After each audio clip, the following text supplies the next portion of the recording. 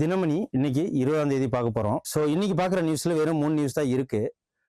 நேத்தி விருதுநகர் மாவட்டத்தில் கட்டனார்பட்டியில ஒரு டிசாஸ்டர், பட்டாசு வெடிச்சது. பட்டாசு ஃபேக்டரியில வெடிச்சது. இதை நீங்க இன்ஸ்டாகிராம்ல வீடியோ பார்த்துருப்பீங்க லைவாவே. 2 டைம் வெடிச்சது. ஃபர்ஸ்ட் டைம் வெடிச்சதோட செகண்ட் டைம் வெடிச்சப்போ போலீஸ் அந்த ஃபயர்மேன்ஸ்லாம் இன்ஜுரி ஆயிருக்காங்க. இது ஒரு ஆக்சிடென்ட் தானே, இதையே நம்ம பார்க்கணும் அப்படின்னு பார்த்தீங்கன்னா, எக்ஸாம் பாயிண்ட் ஆஃப் ஓரியன்ட்ல ஏன் தீ பிடிக்குது, அந்த கெமிக்கல்ஸ் என்னன்னு பார்க்கணும், சேஃப்டி மெஷர்ஸ் பார்க்கணும், அதுக்கப்புறம் இதுக்காக என்ன ஆக்ட் இருக்கு அப்படின்னு சொல்லிட்டு அதை பார்க்கணும். ஸோ அந்த எக்ஸாம் பாயிண்ட் ஆஃப் வியூவில் பார்ப்போம். அட் த சேம் டைம் ரெண்டாவது நேற்று ஏப்ரல் 19 விண்வெளிக்கு முதல்ல ஆரியப்பட்டா ஏவுகணை அனுப்பிச்ச இந்தியாவுக்கு நேற்று தான் ஏப்ரல் 19வது நாள். ஸோ அதை பற்றின ஒரு பெரிய ஆர்டிகல்ஸ் இருக்கு, அதுவும் பார்ப்போம். நம்ம 11வது ஆளா அந்த ஆரியப்பட்டா விண்ணிற்கு சேட்டலைட் அனுப்பிச்சோம். ஓகே, ஸோ அது மட்டும் இல்லாமல் அந்த மாதிரி நியூஸ் பார்க்குறோம். அதுக்கப்புறம் நம்ம ஹார்மோஸ் நீரினை கடந்து ஒரு 11 கப்பல், இந்திய கப்பல் கிராஸ் ஆனிச்சு. திடீர்னு ஹார்மோஸ் நீரினை மூடிட்டாங்க. இதனால் நம்மளோட ஒரு கப்பல் அவங்க ஃபயர் பண்ணி ஓரளவுக்கு அழிஞ்சிருக்கு. கேட்டால் அவங்க சேஃப்டி மெஷர்னு சொல்கிறாங்க. அது திட்டமிட்டு அட்டாக் பண்ண மாதிரி தான் இருக்கு. ஸோ அந்த கப்பல்கள் பேர் என்ன, அது நமக்கு தெரிஞ்சுக்கணும். ஸோ இதெல்லாம் நமக்கு எக்ஸாம் பாயிண்ட் ஆஃப் வியூவில் கேட்கறதுனால பார்ப்போம். பட்டாசு ஆலை வெடி விபத்து 23 பேர் உயிர் இழந்திருக்காங்க. ஸோ இந்த கொஸ்டின்ஸ் கேட்கலாம். எங்க இது பண்ணியிருக்காங்க அப்படின்னு பார்த்தீங்கன்னா, விருதுநகர் மாவட்டம் கட்டானர்பட்டி அந்த ஊர்ல ஏரியா கேட்கலாம். இதுல நம்ம என்ன தெரிஞ்சுக்க வேணும் அப்படின்னா, மிட்டிகேஷன், இதை எப்படி இதே மாதிரி பட்டாசு வெடி விபத்து ஏற்படாம இருக்கிறதுக்கு என்ன மிட்டிகேஷன் பண்ணலாம், இதுல என்னென்ன சட்டங்கள்லாம் இது வரைக்கும் இருக்கு, இதனால இந்த மாதிரி டிசாஸ்டர்னால, ஏன்னா 23 பேருக்கு குடும்பங்கள்லாம் இருப்பாங்க இல்லையா. ஸோ இப்போதைக்கு நமக்கு கரண்ட்ல யார் இருக்காங்க அப்படின்னு பார்த்தீங்கன்னா, மினிஸ்டரா யாரோட ஆச்சுன்னா டிஎம்கே ஆட்சி தான் போய்கிட்டு இருக்கு. இப்போதைக்கு நம்மளோட சிஎம் ஸ்டாலின் அவர்கள் தான். ஸோ இதெல்லாம் மே 4க்கு அப்புறம் தான் நமக்கு என்னன்னு தெரிய போகுது. இருந்தாலும் இப்போ அவங்க தான் சிஎம். ஸோ உடனே அந்த இடத்துக்கு யாராவது போயிருக்காங்க அப்படின்னு பார்த்தீங்கன்னா, தங்கம் தென்னரசு, அதுக்கப்புறம் கேகேஎஸ்ஆர், ஸோ இவங்கெல்லாம் போயிருக்கிறாங்க. இருந்தாலும் எலெக்ஷன் கமிஷனை கேட்டுட்டு தான் இவங்களுக்கு நிவாரணம் வழங்கணுமா அப்படிங்கிறதே முடிவு பண்ண முடியும். இருந்தாலும் அவங்கள்ட்ட இப்போ ஆட்சிகள் இருந்தாலும் இப்போ எலெக்ஷன் ஆக போகிறது, எப்போ டேட் அறிவிச்சிட்டாங்களோ அப்போ எலெக்ஷன் கமிஷன் அவங்க கைக்கு அதிகாரம் போயிடும். இதுதான் கான்ஸ்டியூஷன். ஸோ அந்த மூலயமா அவங்கள்ட்ட கேட்டுட்டு தான் நிவாரணம் என்னன்னு சொல்லுவாங்க. இதுல நமக்கு என்னென்னலாம் மிட்டிகேஷன்ஸ் உருவாக்கலாம் அப்படின்னு சொல்லிட்டு பார்ப்போம். ஸோ இதுல விருதுநகர் மாவட்டம் கட்டானார்பட்டியில 21 பேர் இறந்து போயிருக்காங்க. ஸோ 23 ஒர்க்கர்ஸ், என்ன fire works, Vanaja fire works unit. So அதுலாம் எக்ஸ்ட்ரா பாயிண்ட்ஸ் தான். ஓகே, அதுக்கப்புறம் எக்ஸ்ப்ளோஷன் நடந்தது. இதுல என்ன பிரச்சனைனா, லேக் ஆஃப் சேஃப்டி தான் ரொம்ப ரொம்ப பிரச்சனை. ஸோ ஒரு ஷீட்டுக்கு கீழே ரொம்ப ஹீட் அதிகமா இருக்கிறதுனால கூட வெடிச்சிருக்கலாம். இது என்ன கெமிக்கல் அப்படின்னு பார்த்தீங்கன்னா, அலுமினியம் பவுடரும் எல்லோ டெக்ஸ்ட்ரின், அதுதான் நமக்கு இதுல கேட்கலாம். ஒரு பட்டாசு வெடி விபத்துல எந்த ஒரு கெமிக்கல்னால உடனே வெடிப்பு ஏற்படுது அப்படின்னு சொல்லிட்டு பார்த்தோம்னா, பாஸ்பரஸ்ன்னு சொல்லுவாங்க. ஸோ முன்னெல்லாம் பார்த்துருப்போம் பாஸ்பரஸ். ஸோ அலுமினியம் பவுடரும் எல்லோ டெக்ஸ்ட்ரைன், இது நமக்கு கெமிஸ்ட்ரியில இதே மாதிரி கேட்டுருவாங்க. ஒரு மார்க் இழந்துடக்கூடாது. இதுதான் எக்ஸ்ப்ளோசிவ் சப்ஸ்டன்ஸ். எதனால அப்படின்னா, explosives found which might have massive uncontrolled blast நடக்கிறதுக்கு காரணமே இது ரெண்டும் சேர்ந்ததுனால தான். ஸோ அதான் இது அலுமினியம் பவுடரும் எல்லோ டெக்ஸ்ட்ரைனும் இல்லீகலா மேனுஃபேக்சரிங் பண்றது. எந்த ஒரு லைசன்ஸும் வாங்காம, எந்த ஒரு ட்ரேடிங் சர்டிஃபிகேட்டும் வாங்காம, எந்த ஒரு சேஃப்டி மெஷர்ஸும் இல்லாம, அங்க ஃபர்ஸ்ட் எய்டு உதவி கூட பண்ண முடியாத அளவுக்கு ஒரு சேஃப்டியே இல்லாத நடக்கிறதுனால தான் அது ஒரு பிரச்சனை. அப்புறம் என்னென்னலாம் மானிட்டர் பண்ணலாம் அப்படின்னு பார்த்தீங்கன்னா, லோக்கல் போலீஸ் அதை பார்க்கலாம். அதுக்கப்புறம் ஸ்பாட் செக் பண்ணலாம். 15 டேஸ்க்கு ஒரு தடவை அதை இண்டிகேட் பண்ணி மேனுஃபேக்சரிங் அந்த இடத்த போய் ஒரு லோக்கல் போலீஸ் உள்ளவங்க பார்க்கணும். ஸோ இதே மாதிரி இருந்தால் 23 பேர் இறந்திருக்க வேண்டிய அவசியம் இல்லை. ஓகே, இது ஃபர்ஸ்ட் ஃபேக்டரிஸ் ஆக்ட் 1948 மூலியமா தான் இது ப்ராப்பர் வென்டிலேஷன்ஸ் இருக்கணும். அதுக்கப்புறம் அந்த ரெட் கலர்ல ஒன்று இருக்கு இல்லைங்களா, ஃபயர் எக்ஸ்டிங்ஷர், அது இருக்கணும். மணல் இருக்கணும் பக்கெட்ல, வாட்டர் ஃபெசிலிட்டிஸ் இருக்கணும். ஸோ இதெல்லாம் இருக்கணும். Okay, no fire safety equipment இல்லை. அதுக்கப்புறம் no proper ventilation, first aid equipment இல்லை, நார்ம்ஸ் அண்டர், இது எல்லாமே லேக் ஆஃப் சேஃப்டி மெக்கானிசம், இதெல்லாம் ஃபேக்டரி ஆக்ட் 1948 வர்றது. வேற என்னென்னலாம் இருக்கு இந்த ஃபயர் பிளாஸ்ட் ஈவெண்ட்ல, என்னென்னலாம் இந்தியா வந்து ரெகுலேட் பண்ணிருக்கு அப்படின்னு பாத்தீங்கன்னா, எக்ஸ்ப்ளோசிவ் ஆக்ட் 1800 இது எக்ஸ்ப்ளோசிவ் சப்ஸ்டன்சிவ் ஆக்ட் 1908. ஏன்னா பிரைவேட் பர்சன் யாரும் வந்து இதை யூஸ் பண்ணி பாம்பு எதுவும் தயாரிக்க முடியாது அப்படிங்கிறதுக்காக இதுக்கும் ஆக்ட் இருக்கு. அதனாலதான் இது மேனுஃபேக்சரிங், டிரான்ஸ்போர்ட், இம்போர்ட் எல்லாமே கண்டுபிடிக்கிறது. ஃபேக்டரிஸ் ஆக்ட் 1948 படி சேஃப்டியை முன்னுரிமைப்படுத்துறது. Health, safety, welfare for workers in ஃபேக்டரிஸ்ல இது பண்றதா ஃபேக்டரிஸ் ஆக்ட் 1948. அப்புறம் நேஷனல் பில்டிங் கோடு 2016 படி ஃபயர் சேஃப்டி நார்ம்ஸ் எல்லாமே இருக்கணும். Proper ventilation, storage standard, industrial unit handling, அதெல்லாம் கிளவுஸ் வச்சு எல்லாமே பண்றாங்களா அப்படிங்கிறது பார்க்கறதா இது.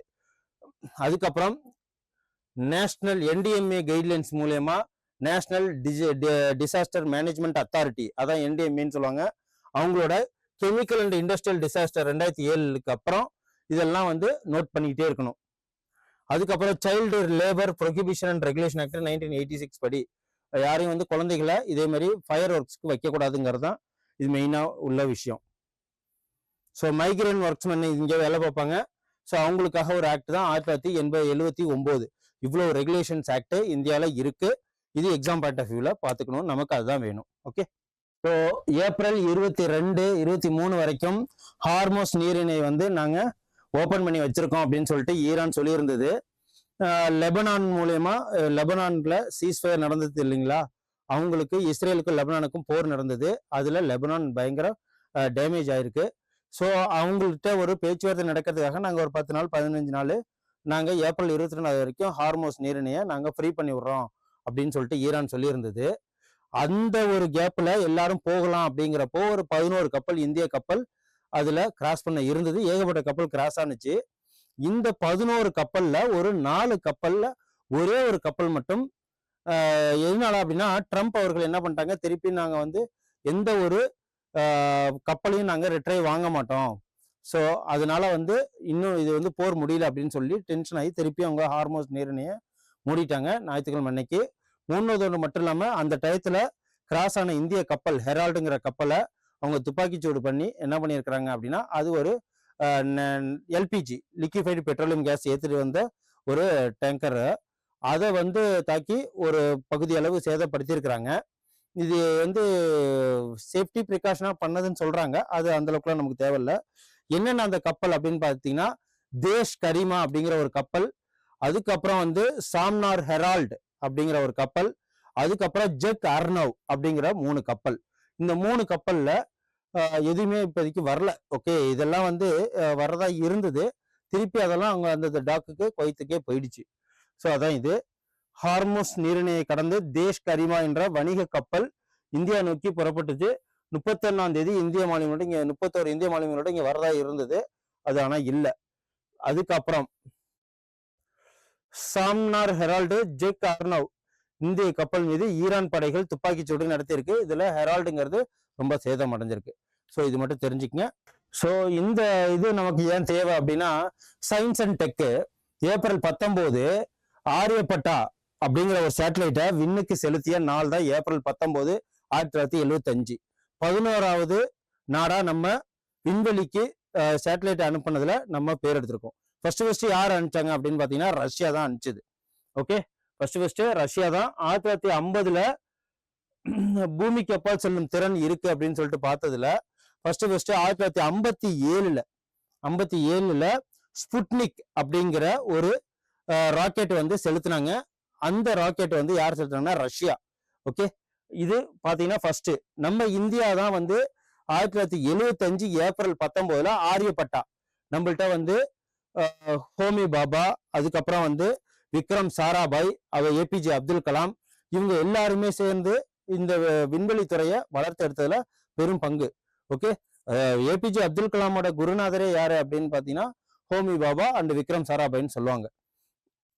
At the same time 1957 October 4ஆம் தேதி ஸ்புட்னிக் 1 செயற்கைக்கோளை சேட்டலைட்டை விண்ணுக்கு அனுப்பிச்சது ஃபர்ஸ்ட் ரஷ்யா.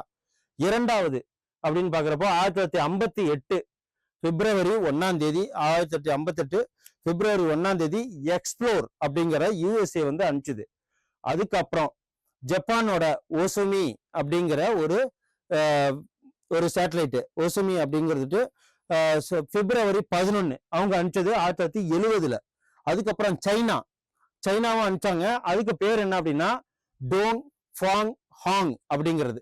அந்த ஒண்ணு செயற்கைக்கோளும் அவங்க அனுப்பிச்சது. அந்த டேட் எப்போ அப்படின்னு பாத்தீங்கன்னா 1970 ஏப்ரல் 24. அதெல்லாம் 5 வருஷம் கழிச்சு 1975 தான் இதை ஃபர்ஸ்ட் இந்த இது ஆரம்பிச்சதே யாரு அப்படின்னா ஹோமி பாபா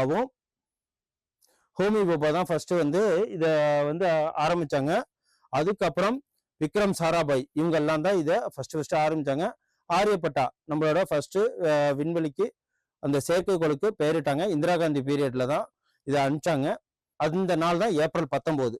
ஸோ இப்போதைக்கு நம்ம பார்த்தீங்கன்னா சந்திரயான் 2 அப்புறம் வந்து விண்ணுக்கு ஆட்களை செலுத்துற அளவுக்கு இப்போ இஸ்ரோ அண்ட் டிஆர்டிஓ எல்லாமே சேர்ந்து ரொம்ப நம்ம இந்திய விண்வெளி வந்து மிகப்பெரிய ஒரு வளர்ச்சியை அடைஞ்சிருக்கு. ஓகே, ஸோ அந்த அளவுக்கு பார்க்கும்போது இப்போ எதுவுமே ஒரு ஸ்டார்டிங்ல ஒரு சின்னதாக ஆரம்பிச்சாலும் எண்டில் வந்து இப்போதைக்கு நம்ம கிட்டத்தட்ட ஒரு 50 வருஷம் 49 வருஷத்துல மிகப்பெரிய ஒரு வளர்ச்சியை டெவலப்டு கண்ட்ரிக்கு ஈக்குவலாக நம்ம வளர்ந்துருக்கோம், நாசாக்கு ஈக்குவலா.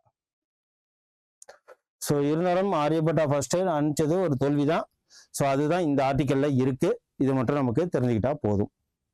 ஸோ இந்த வாட்டி எக்ஸாமுக்கு இந்த 2 எக்ஸாம் நியூஸ் தான் இருக்கு. ஸோ ரொம்ப நோட் பண்ணி வச்சுக்கோங்க. இதே மாதிரி யூஸ்ஃபுல்லான தினமணிலேருந்து நியூஸ் தெரிஞ்சுக்கிறதுக்கு நீங்கள் சேனலை சப்ஸ்கிரைப் பண்ணுங்கள், பக்கத்தில் பெல் பட்டன் அழுத்திங்க. டெய்லியும் நான் உங்களை வந்து தினமணிலேருந்து ஒரு இம்பார்ட்டன்ட் கொஷின்ஸ் கொடுக்குறேன். நன்றி, வணக்கம். Send a map. You dare to dream, we care to accomplish.